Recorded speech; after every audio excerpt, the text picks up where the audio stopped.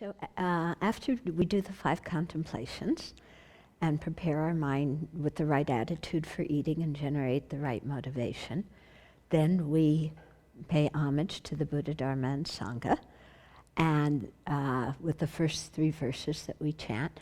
And then the 4th verse is the actual offering verse. And so it says, to the Supreme Teacher, the precious Buddha, to the Supreme Refuge, the Holy Precious Dharma, to the Supreme Guides, the precious Sangha, to all the objects of refuge, we make this offering.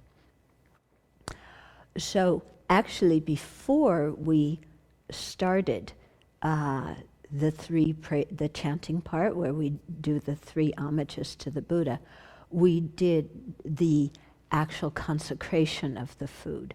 And so at that point, it's after the 5 contemplations before we chant. So we visualize the food dissolving into emptiness, reappearing as blissful wisdom nectar. If you have the highest class Tantra initiation, then you do the visualization of the inner offering. And if you can chant really fast, you can chant the inner offering. Anyway, it concludes with Om Ahung, Om Ahung, Om Ahung, where we imagine the syllables Om Ahung for the Buddha's body, speech, and mind dissolving into the bowl and transforming all of the food into the blissful wisdom nectar. So by the time we get to this verse, verse 4 of the chanting, now we're going to offer that big bowl of blissful wisdom nectar, okay? So we offer it to the Supreme Teacher, the precious Buddha. So the Buddha is often called the teacher, and I like that, he's the teacher.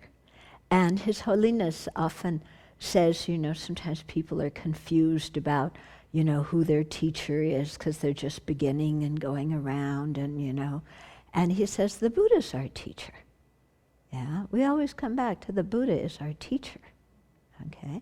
And that's why on our altars, the Buddha is front center, And even like in the Kuan Yin room, where we have a large Kuan Yin statue, above Kuan Yin, we have the Buddha, okay? So to remember everything, the whole lineage comes from the Buddha.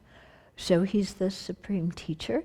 And when you think about all the teachers you've had in your life, starting from your parents who teach you how to tie your shoes and potty train you and how to, walk and talk and so on, those teachers have all been very kind to us and have contributed to our well-being immensely, but none of them have the ability to lead us to full awakening, to lead us out of the unsatisfactory state of samsara. So the Buddha is our teacher, and the kindest teacher we have, because it's the Buddha who will teach us the way to do that. And, nobody else really can. They may love us to bits. They may praise us from here to the heavens, but none of them can teach us how to end our samsara. In fact, many of them get us more involved in our samsara. So, the Buddha really is the supreme teacher for us. Okay? And then to the supreme refuge, the holy precious Dharma. So, like I was saying before, the Dharma refuge is the real refuge, here referring to the last 2 of the 4 truths, true cessations and true paths, because when we've actualized those, then our mind has become the Dharma, then our mind is free. So we become the refuge. So unlike other religions where your refuge objects are always outside and you can never become them, you can only approach them, in Buddhism we become the actual refuge objects, starting with the, actualizing the Dharma on the path of seeing, where we then have part of the Dharma refuge, then we become part of the Sangha refuge, then when the mind's fully purified, we become the Buddha refuge. Okay? And then the last line in the offering verse is to the Supreme Guides, the precious Sangha. Yeah, so the Sangha helps to guide us, to set an example for us, to encourage us, to inspire us. Yeah, so the Arya Sangha may be beings that we meet that are highly revered in the Buddhist tradition. They may also be people that are highly realized that we have no idea are highly realized, or they may just be the general Sangha community who are holding precepts and doing their best. But in any case, they act as what Lama would call a good visualization for us. In other words, they give us an idea of how to practice, how to handle situations. And, you know, we always think, oh, I want to study, I can learn so much from texts. And that's definitely true. We can learn a lot from text. But we can learn a lot by observing too. You know, and having the mind that observes how people handle situations, you know, then we can really see how the Dharma is lived and how it's practiced on a day-to-day basis. Yeah, so Westerners tend to be a little bit gross in that way. You know, we don't tend to be refined and observe people's behavior and learn from it. In Asia, that's one of your big ways of learning, yeah.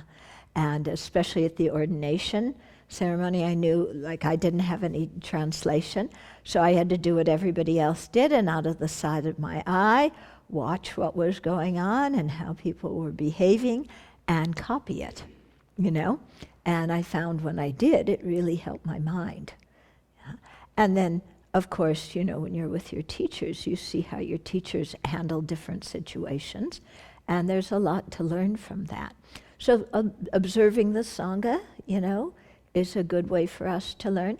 And of course, the Sangha can actively teach us the teachings too, and, you know, explain the texts and so on to us. Okay, and then to all of the objects of refuge, we make this offering.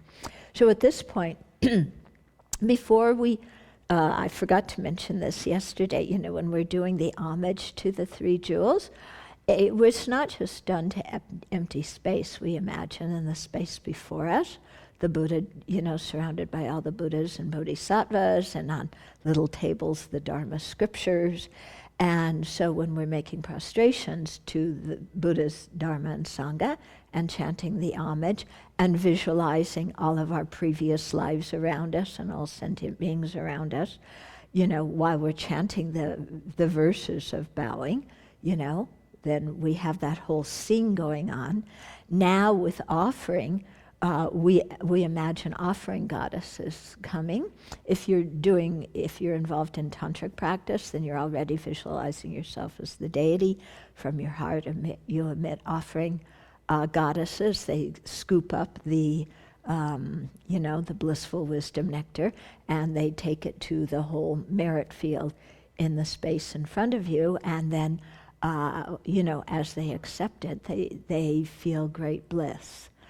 Yeah, so it's a very beautiful kind of, it's not just saying the words and understanding the meaning of the words, but you're creating a whole scene around you, yeah, and participating in that scene, and bringing in everybody else too. Yeah, it's not just your own private lunch with the three jewels, okay? You have all the sentient beings around you. And actually, one of our guests here some years ago said something that I've subsequently adopted, you know, in my practice when I'm doing the offering, is I imagine offering the blissful wisdom nectar to all the sentient beings, it fulfilling all of their needs, transforming their minds into the Dharma, and then all of us together make the offering to the Buddha, Dharma, and Sangha of the blissful wisdom nectar, and of course fill the sky full of all sorts of other beautiful things as well.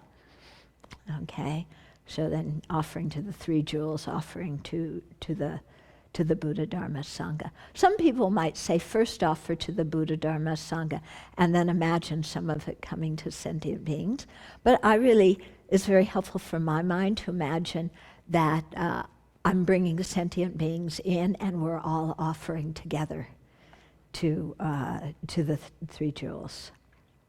Okay, so this is the actual offering verse. Yeah, when normally when we're doing the chanting, we have our hands like this. Yeah, if you're sitting in, that's because we all serve ourself food in the line.